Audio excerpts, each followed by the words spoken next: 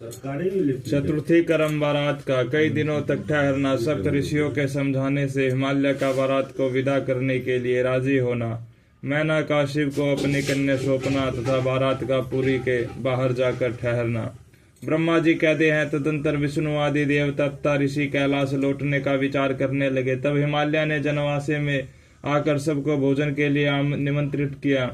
तत्पश्चात देवेश्वर शिव को आमंत्रित करके हिमाचल अपने घर को गए और नाना प्रकार के विधि विधान से भोजनों सब की तैयारी करने लगे।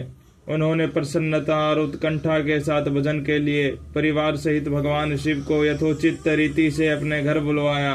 शंभु के, विष्णु के, मेरे, अन्य सब देवताओं के, मुनियों के तथा वहां आए हुए अन्य सब लोगों के भी चरणों को बड़े आदर के साथ धोकर उन सबको गिरिराज ने मंडप के भीतर सुंदर आसनों पर बिठाया। फिर अपने भाई बंधुओं को साथ लेकर उनके सहयोग से उन सब अतिथियों को नाना प्रकार के सरस पदार्थों द्वारा पूर्णतया तृप्त किया। मेरे विष्णु के तथा शंभु के साथ सब लोगों ने अच्छी तरह भोजन किया। नारद विधिवत भोजन और आचमन करके तत्पर और प्रसन्न हुए सब लोग हिमालय से आज्ञा ले अपने अपने डेरे पर गए। मुने इसी प्रकार तीसरे दिन भी गिरिराज ने विधिवत दान मान और आदर आदि के द्वारा उन सबका सत्कार किया। चौथा दिन आने पर शुद्धता पूर्वक विधि चतुर्थ कर्म हुआ, जिसके बिना विवाह यज्ञ अधूरा ही रह जाता है। उस समय नाना प्रकार का उत्सव हुआ, साधुवाद और जय जयकार की ध्वनि हुई, बहुत से सुंदर दान दिए गए, भांति भांति के सुंदर गान और नृत्य हुए। पांचवें दिन सब देवताओं ने बड़े हर्ष और अत्यंत प्रेम के साथ शैलराज को सूचित किया कि अब हम लोग यहाँ से जाना चाहते हैं, आप आज्ञा प्रदान करें। उनकी यह बात सुनकर गिरिराज हिमवान हाथ जोड़कर बोले, देवगण आप लोग कुछ दिन और ठहरे तथा मुझ पर कृपा करें। यूं कहकर उन्होंने स्नेह के साथ उन देवताओं को, भगवान शिव को, विष्णु को, मुझको तथा अन्य लोगों को बहुत दिनों तक ठहराया और प्रतिदिन विशेष आदर सत्कार किया।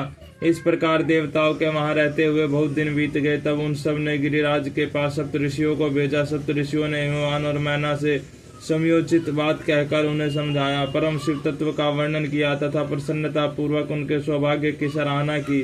मुने उनके समझाने से गिरिराज ने बारात को विदा करना स्वीकार कर लिया। तत्पश्चात भगवान शंभु यात्रा के लिए उद्यत हो देवता आदि के साथ शैलराज के पास आए। देवेश्वर शिव देवताओं सहित कैलाश की यात्रा के लिए जब उद्यत हुए, उस समय मैना उच्च स्वर से रोने लगी और उन कृपा निधान से बोली। मैना ने कहा, कृपा निधे, कृपा करके मेरी शिवा का भली भांति पालन कीजिए।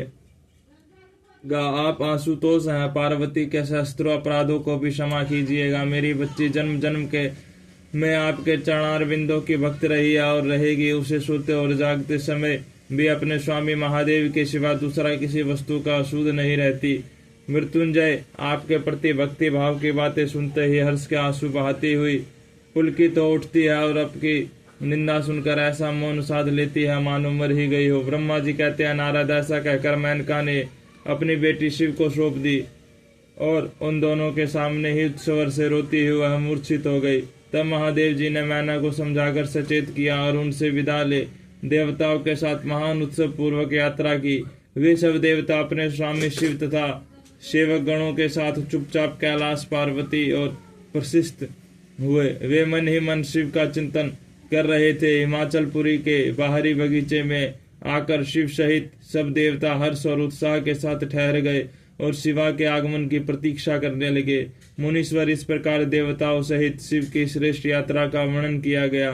अब शिवा की यात्रा का वर्णन सुनो, जो विरह व्यथा और आनंद दोनों से संयुक्त है।